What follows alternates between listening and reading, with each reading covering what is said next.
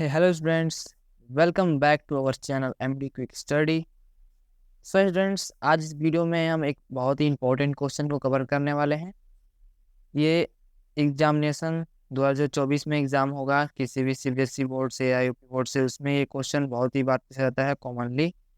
तो ये जो क्वेश्चन है, व्हाट इज़ ओवम और स्ट्रक्चर ऑफ ओवम, क्या होता है, तो अंडाणु क्या होता है और अंडाणु की संरचना।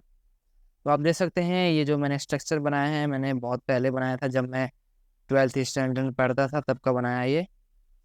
तो देख सकते हैं, तो इसके ये पार्ट्स हैं। तो जो सबसे मिडिल में है इसे कहते हैं हम लोग न्यूक्लियस, और जो इसके बाद वाला है वो है साइटोप्लाज्म। उसके बाद ये है पोलर बॉडी। उसके बाद ये है जो ये लेयर है जोना, ये है जोना लिक्यूलर सेल्स। उसके बाद है कोरोना रेडियाटा। तो ये इसके कुछ पार्ट्स हैं, तो इसको आइए डिटेल में पढ़ते हैं कौन कौन से पार्ट है और क्या क्या होते हैं। सबसे पहले जानते हैं अंडाणु क्या होती है। तो ये है, देखिए अंडाणु बहुत इंपॉर्टेंट क्वेश्चन है। तो मादा युग्मक या अंडाणु, मादा युग्मक कहे या अंडाणु कहें, दोनों सेम ही हैं। एक इसमें बनते हैं, ये अंडाशय में बनते हैं। और मानव के अंडाणु का व्यास कितना होता है, 100 माइक्रोमीटर होता है। और ये अंडा शुक्राणुओं की अपेक्षा क्या होते हैं, काफ़ी बड़े होते हैं। इसे हम अपनी नग्न आंखों से देख सकते हैं। यह अंडाकार एवं पूछ रहित होते हैं और अचल होते हैं। ये अंडाणु होते हैं, ये अंडाकार स्ट्रक्चर के होते हैं जो, और ये इनका टेल नहीं होता, इनका पूछ नहीं रहता है, और ये अचल रहते हैं। क्योंकि हम जानते हैं जो स्पर्म होते हैं वो मोशन करते हैं, और उनका टेल रहता है, वो टेल ही उनको मोशन करने में सहायता करता है। और ये अल्पपित्तकी माइक्रो या अपित्तकी हो सकते हैं। इसमें पित्तक योल्क बहुत ही कम होता है। जो इसमें योल्क होता है वो बहुत ही कम होता है। संपूर्ण अंडाशय पारदर्शी झिल्ली से घिरा होता है। जो ये अंडाशय होता है स्ट्रक्चर, ये एक पारदर्शी झिल्ली मेम्ब्रेन से क्या होता है, घिरा रहता है। तथा केंद्र कोशिका द्रव में अगुणित केंद्रक में पाया जाता है। और ये कोशिका द्रव होता है, इसमें वो क्या होता है, एन होता है, अगुणित होता है, मतलब सिंगल होता है। पारदर्शी झिल्ली को जोना प्लूसिडा कहते हैं, जोना प्लूसिडा। इसके चारों ओर एक विशेष प्रकार की कोशिका का समूह पाया जाता है जिसे कहते हैं कोरोना रेडियाटा। जो इनके ये पीछे जो लेयर पाया जा रहा है चारों तरफ, ये इससे ही कहते हैं कोरोना रेडियाटा। और जो जो हमारा स्पर्म होता है वो क्या करता है, इसका जो एक्रोसोम होता है वो इसी लेयर को क्या करता है, गला देता है। इसी लेयर को क्या करता है, डिस्ट्रॉय कर देता है, गला देता है। और एक स्पर्म क्या करता है, अंडाणु के अंदर प्रवेश कर जाता है, तब तो हमारी निषेचन की प्रक्रिया होती है, फर्टिलाइजेशन तभी होता है। तो ये था कोरोना रेडियाटा और कुछ अंडाणु के बारे में। उसके बाद ये है अंडाणु के कार्य, अंडाणु के कौन कौन से कार्य हो सकते हैं। तो ये है अंडाणु के कार्य।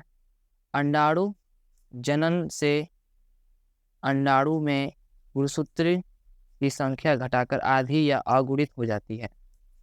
जो अंडाणु जनन में क्या होता है, अंडाणु जनन में क्या होता है, जब ये मिलते हैं तो इनकी संख्या, गुणसूत्र की संख्या आधी होती है।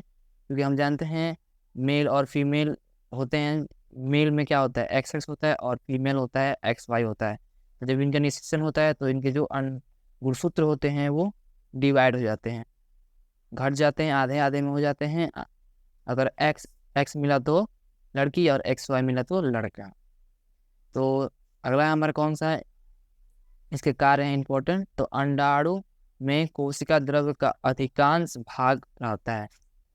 जो अंडाणु होता है, जो हमारे ओवम होता है, इसके अंदर क्या होता है, कोशिका द्रव्य बहुत अधिक पाया जाता है।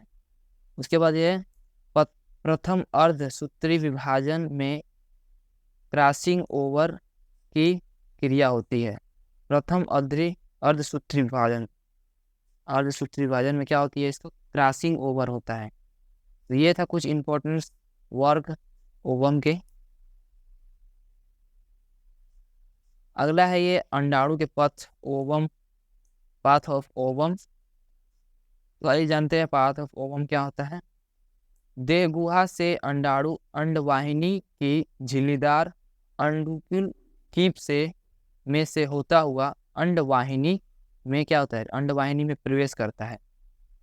जो ये अंडाणु होता है क्या करता है, अंडाशय से स्रावित होकर निकलने के बाद ये अंडवाहिनी में झिल्लीदार जो संरचना होती है, उंगली नुमा उसके अंदर जो संरचना होती है, उससे होता हुआ क्या करता है, अंडवाहिनी में प्रवेश करता है। ग्राफियन फॉलिकल के फटने एवं द्वितीय ओसाइट्स के मुक्त होने की क्रिया अंडोत्सर्जन कहलाती है।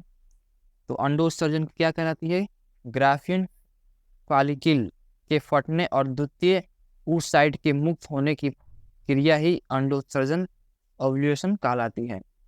अंडवाहिनी से होकर अंडाणु गर्भाशय में पहुंचता है और अंडवाहिनी में एक निषेचन होने पर यह गर्भाशय में रोपित हो जाता है। तो क्या होता है, अंडवाहिनी से होकर अंडाशय गर्भाशय में पहुंचता है और अंडवाहिनी में इसका निषेचन होता है।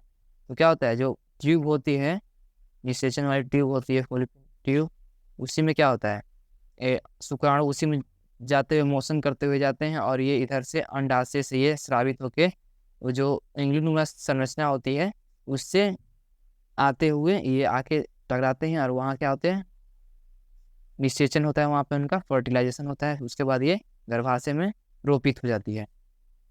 और फॉलिकुलर की कोशिकाएं बड़ी होकर ल्यूटियल सेल्स बनाती हैं। इससे बने एपिथेलियम को कार्पस ल्यूटियम कहते हैं। इस समय कार्पस ल्यूटियम स्थायी संरचना बन जाती है और इसमें प्रोजेस्टेरॉन नामक हार्मोन्स का स्राव प्रारंभ हो जाता है।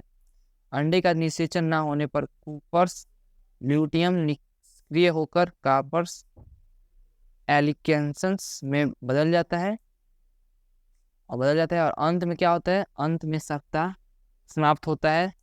यह योनि से बाहर निकल जाता है और प्रोजेस्टेरॉन मुख्य रूप से प्लेसेंटा को बनने और भ्रूण के आरोपण तथा गर्भवती प्रेगनेंसी को बनाए रखने के लिए उत्तरदायी होता है। तो फिर क्या होता है, ये प्रोजेस्टेरॉन नामक हार्मोन स्रावित होता है, फिर निषेचन होने पर कूपर्स ल्यूटियम निष्क्रिय होकर कार्पस एल्केंकस में बदल जाता है, अंत में ये समाप्त हो जाता है और फिर ये स्रावित होने लगता है और इसे जो डिनोट होता है, इससे फिर गर्भावस्था। तो ये था अंडाशु का पथ और ये था स्ट्रक्चर और ये कुछ। So guys, thank you for watching.